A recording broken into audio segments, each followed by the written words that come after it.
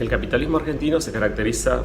por funcionar sobre la base de dos grandes pilares. Por un lado, el extractivismo, que ha sido histórico en su configuración. En la actualidad, esa forma de producción de riqueza capitalista, de producción de valor y plusvalor, está asentada en la producción de hidrocarburos sobre la base del fracking, en la producción sojera en la zona de la Pampa Húmeda y toda la región aledaña que se ha expandido, y se han incorporado áreas de producción minera en las últimas 2 décadas, y más recientemente la producción de la minería del litio, y otros proyectos de la misma naturaleza, que lo que suponen es la destrucción de la naturaleza, justamente la apropiación de los bienes comunes. La estructura industrial, como sabemos, creció a partir del modelo de sustitución de importaciones y fue ganando a lo largo de las décadas, entre los años 40 y 70, en diversidad, en mayor grado de integración productiva, empleo, y sufrió básicamente 3 quiebres muy profundos que acentuaron estos desequilibrios. En primer lugar, el primer quiebre tuvo que ver con la dictadura militar, donde se quebró de alguna forma el modelo de sustitución de importaciones. Y se fue generando un proceso dual que agravó esta estructura desequilibrada. En primer lugar, la concentración. El aparato productivo argentino se fue concentrando y desaparecieron o fueron absorbidas muchas pequeñas y medianas empresas y muchos proveedores del aparato industrial que le daban diversidad, le daban empleo y le daban valor agregado. Esto se suma a una dimensión que en las últimas 4 o 5 décadas, desde los años 70, ha crecido significativamente, que es la inserción de la Argentina, del capitalismo argentino, dentro del sistema de la deuda. En este sistema juega un rol primordial, fundamental, como ordenador, el Fondo Monetario Internacional y otros organismos internacionales de crédito.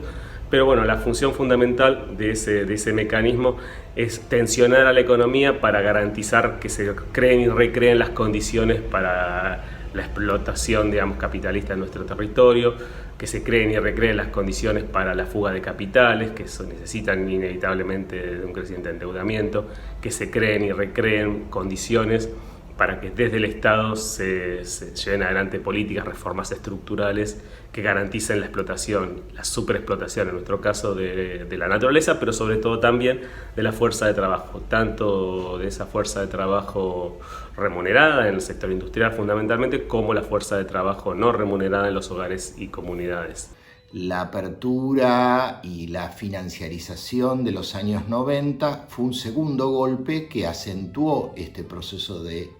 concentración y agravó el segundo fenómeno, que fue la extranjerización del aparato productivo argentino. La inserción transnacional agravó la estructura desequilibrada, fundamentalmente en términos del balance de divisas, es decir,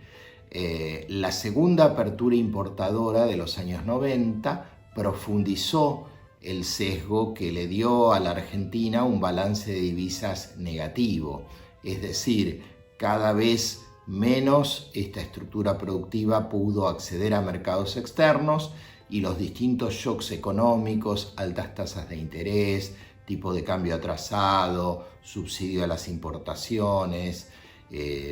fueron haciendo que las importaciones y los productos extranjeros en general tuvieran ventajas, y a su vez esto profundizó las crisis, particularmente por el gran déficit externo que tuvo la Argentina en los años 90 y que terminó con la crisis del año 2001.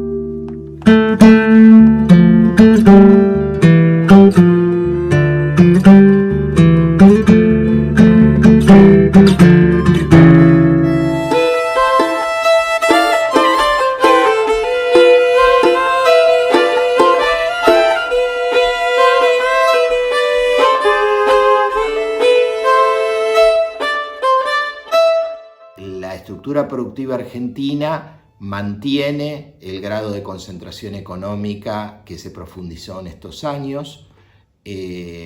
No pudo revertirse en la extranjerización, a pesar de ciertos avances menores que pudo haber en este terreno en la primera década del milenio, y es una cadena productiva muy concentrada, particularmente en pocos centros urbanos, lo cual habla de la fragmentación del país y la concentración también geográfica, además de económica, y nos enfrentamos a los retos y a los desafíos de un mundo pospandémico que es un gran interrogante. A esto habría que agregar la necesidad de desandar el extractivismo en el campo. Esto por dos motivos. Por un lado, porque ese extractivismo se articula directamente con el imperialismo, ¿no? Con distintas formas del imperialismo, y producimos soja para la exportación, básicamente, para producir dólares y nada más. Como dijimos, eso tiene un costo ambiental y social enorme en las comunidades donde se produce la soja, desde el punto de vista de la desarticulación social y a la vez desde el punto de vista ambiental y sanitario. Y por otro lado, la expansión de la frontera de la soja transgénica, que tiene otros problemas asociados, ¿no? Que es la contracara del uso de agrotóxicos en esa producción. Es necesario desarmar el sistema de extractivista en torno a la producción de soja, que no es alimento, es un producto de exportación, para habilitar el uso de la tierra para dos fines fundamentales. Por un lado, la tierra para vivir, que es necesario ampliar las posibilidades de que la población, de que las personas en nuestro país puedan tener un espacio de tierra donde habitar en condiciones adecuadas. Y la segunda pata y fundamental es habilitar mayores espacios de tierra para la producción de alimentos para satisfacer las necesidades de consumo de la población. Es urgente, más allá de la coyuntura, más allá de las cuestiones de la crisis cambiaria que nos obliga a pensar en el corto plazo y actuar, repensar el modelo de desarrollo, repensar el modelo de mediano plazo para poder ir revirtiendo esta concentración, esta extranjerización y volver a tener un aparato productivo más integrado, que genere empleo, que genere valor agregado, que de alguna manera le dé sustentabilidad económica al país, que le dé sustentabilidad social y también un reto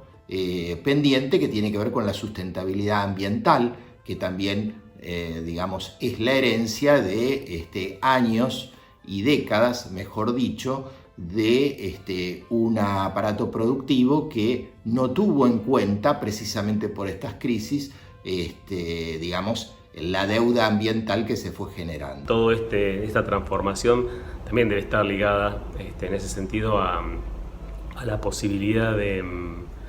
transformar las formas de organizar la producción, es decir, de salir de esta lógica donde el capital transnacional, el gran capital transnacional o transnacionalizado es el actor principal y pasar a lógicas de producción donde las pequeñas y medianas empresas, las empresas cooperativas, las empresas recuperadas por sus trabajadoras y trabajadores son, en definitiva,